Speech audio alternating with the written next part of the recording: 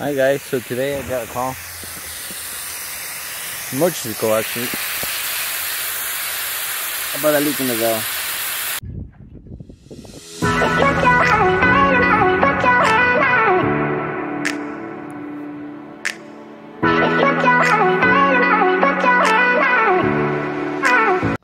So the client wasn't able to find where to shut off the valve, the water, so I found it over here.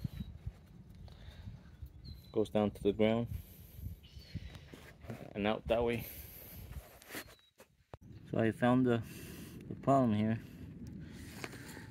What we're gonna do is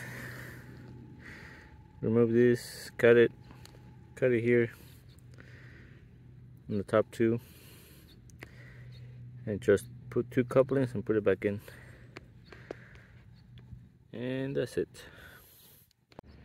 So that's the finished product.